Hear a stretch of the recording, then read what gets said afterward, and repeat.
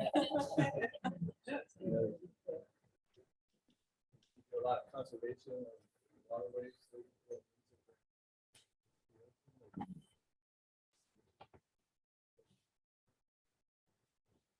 Monitor. Yeah, monitoring. Police the channel. So I'm relatively new. I joined Shelby in July.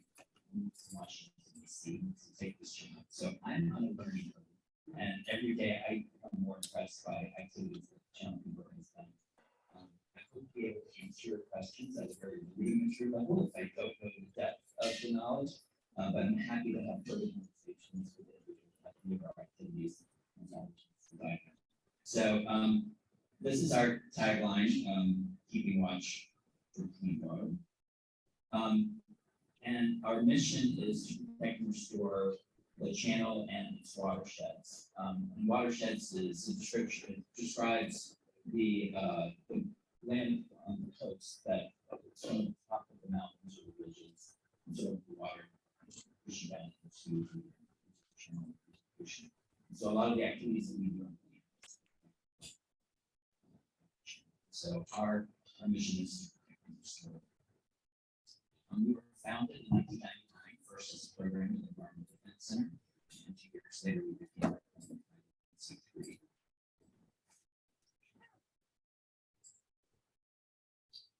And this is just a map of the area. Our focus really is from Point Conception to the Ventura River, with the land, and then out to the Channel Islands, and then down east in the channel. But we have a pretty large jurisdiction. I'm going to show you a bunch of slides now that just sort of gives an overview of the wonderful place that we all live and the places that we're trying to protect in some of the areas where we work. I also do this as a reminder to myself that I still have a lot of exploring to do. And this gives me sort of inspiration to sort of get out and see what we're looking at. So this is up in Gaviota. Naples. This is Point 3, conservation area. Campus Point. Area called Volunteers.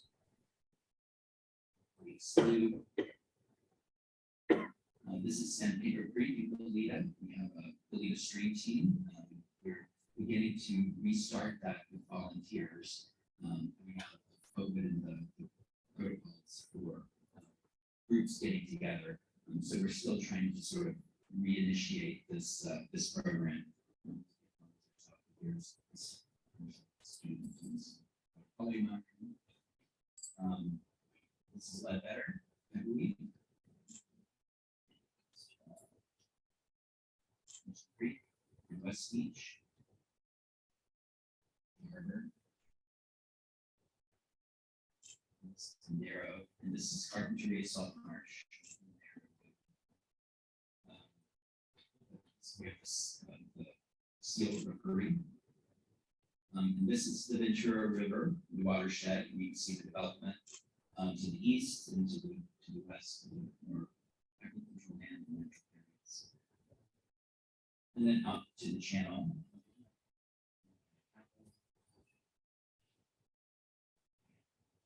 Now we're going to dive into a little bit of the activities that we do. This is our team. We have combined about 90 years of experience working in ocean and coastal conservation through policy, education, and communications. We're also looking to hire a development staffer. So if anybody can support development staff to help us with some of our fundraising and grant writing, please send them our way. And this is a key member of our team. This is the research vessel Channel Keeper. It's a 31-foot retrofitted lobster boat from the East Coast. We purchased it in 2008. It was a community campaign that helped us raise the funds for this to replace an older boat that we have. And this is a critical part for us, a team member for us. It provides us with a platform to get out on the water. We take students out for educational purposes. We take researchers out to help them do some research, and then monitoring, and then we do take it out to the islands to participate in some island cleanups that the sanctuary and the park organize on occasion. So the work that we do is, well, again, it's sort of protecting and restoring the channel, but we do monitoring, education, advocacy, and engaging the citizen and the things that the population can do. And our approach is, again, education, fieldwork, advocacy. So first of all, just talking a little bit about education, we have, again, restarted our education program after the last 2 years of uncertainty and disruption due to COVID. We were doing things using Zoom, but it was vastly different being in person with those students in person. And we try to do a combination of in-class curriculum and then also out on the water, either organizing beach cleanup or some very basic monitoring, teaching students about water quality parameters and how you do that. And also helping the scale. So you'll see that since 2005, we've educated over 36,000 local students through our education programs. We do an annual ocean themed art show. This next one is going to be on Earth Day, April 23rd. So if you're going to be down for celebrating that, we're going to have a table. We're also going to have the artwork that will be displayed. These are high school students from Santa Barbara County. We hope that some students from carpentry will also participate in this. This is the 19th year that we've done this art show and done it consecutively. So the art will be displayed, and in the early afternoon, the art that is selected for great consideration. I say winner because that suggests that they're not winners, but at any rate, the selected students will be announced in the early, and then the art that will be displayed, the select art will be displayed on State Street or the CBC system. Please have a chance to, if you're going to be in that area. And then we do Safari. And so this is our effort to really work with underrepresented schools, low-income school students in summer and creating experience on the water. We call it Safari. We go out on our research vessel. We have staff that go out and will dive overboard above a kelp forest and sort of talk with the students about what they're seeing.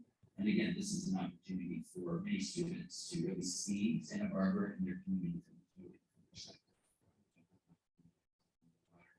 And that's sort of changed lots about the community. So we're very excited to restate our CRs for the summer.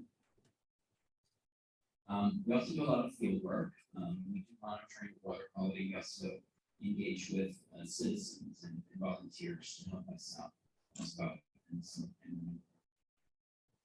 projects. And these are some of the programs that we run.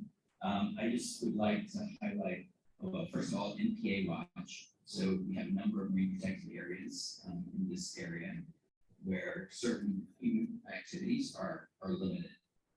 And there are 3 that are along the coast, and we have we train citizens who can devote some time each month to go out and just sort of walk along the beach or along the bluff and just take written observations about what they're seeing. So like, are people surfing, and is there a boat that's transecting the marine protected area, and just keeping track like the human uses of marine protected areas. And this data is being gathered for a decadal review that the California Fish and Wildlife Commission is currently engaged in. So it's data, we gather data, and then we use it for helping to inform resource agencies and community about what's happening. So it's not just going out and samples. We also are reinitiating our cruise ship watchdog program. I hope tomorrow morning to be on our boat going out and welcoming the next cruise ship that will be coming in, and reminding them of the voluntary commitments that they've signed to on shore. So that will the weather will cooperate and we'll be able to do that. The other thing too is that we did some service work in December after the Elsa fire.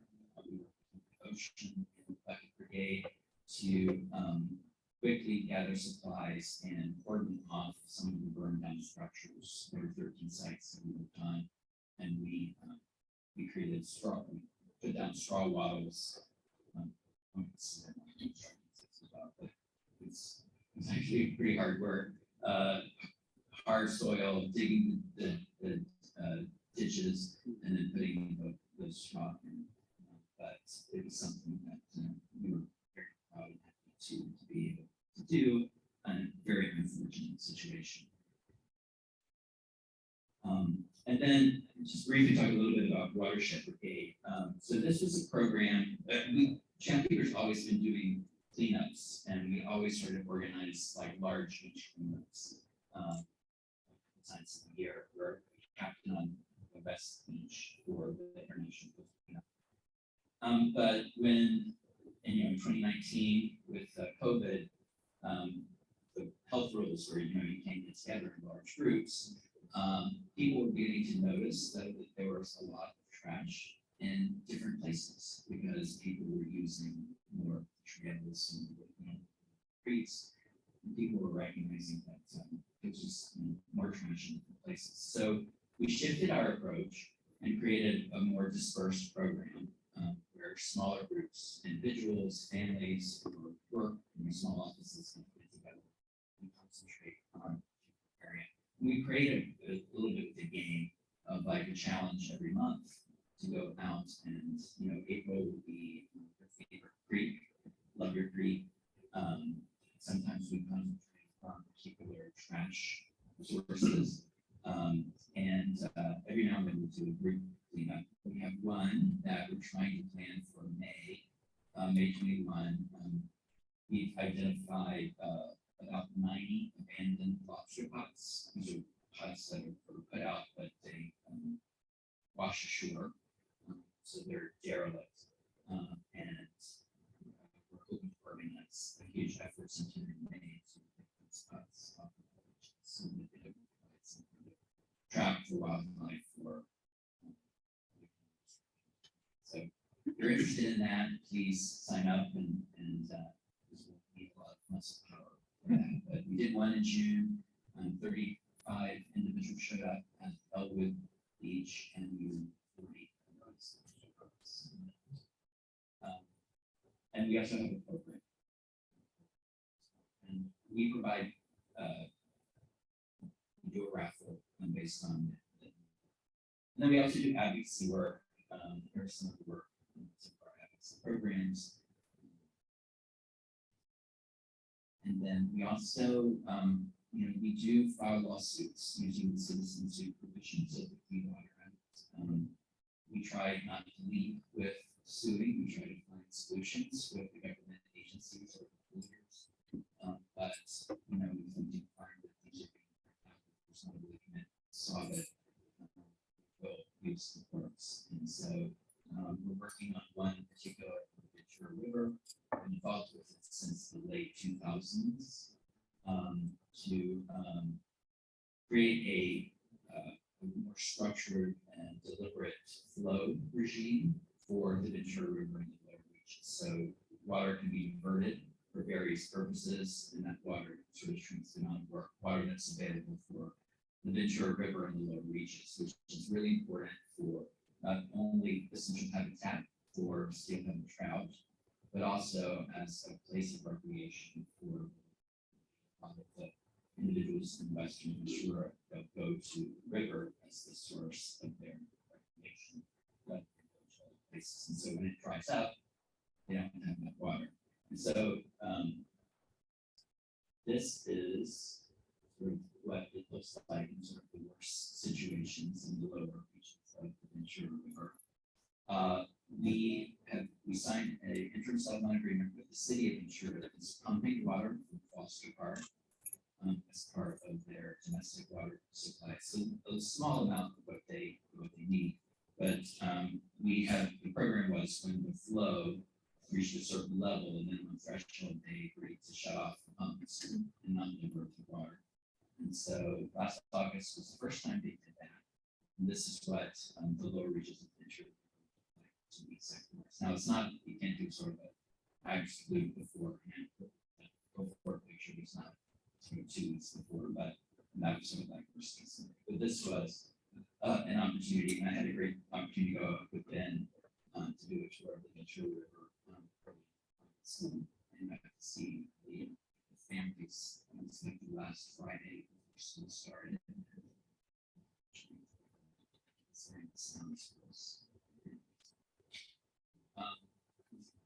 So real quick, we just, county provide the numbers. We're a pretty small staff.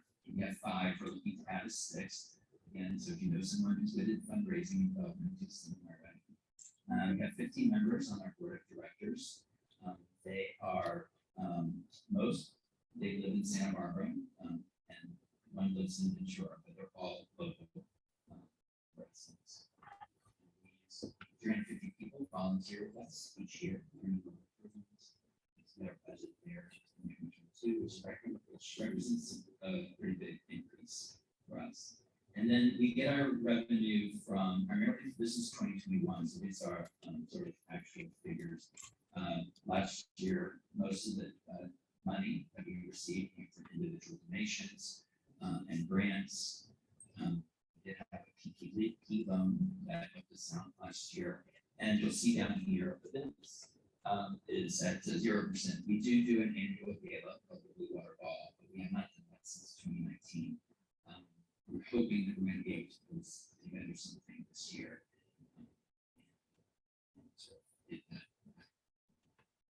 And just these are some ways to become involved with us. Our website and our email, just general accounts info at SBCA@works and what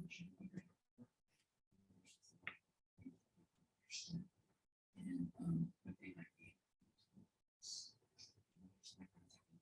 And I'm happy and but You're here. 5 minutes for Q&A, and I'll do my best to answer them. I'm still on learning curve. So on my table, it's like I spent most of my time at my desk this year. I didn't fully realize what it meant to be an executive. All the paperwork I had to do. And so I'm not as up to speed on a lot of things that I would like to be, but I'm happy to answer your questions. I'm curious where the boat is kept. It is at the harbor. The boat, our channel keeper boat is kept at the harbor. We have boats like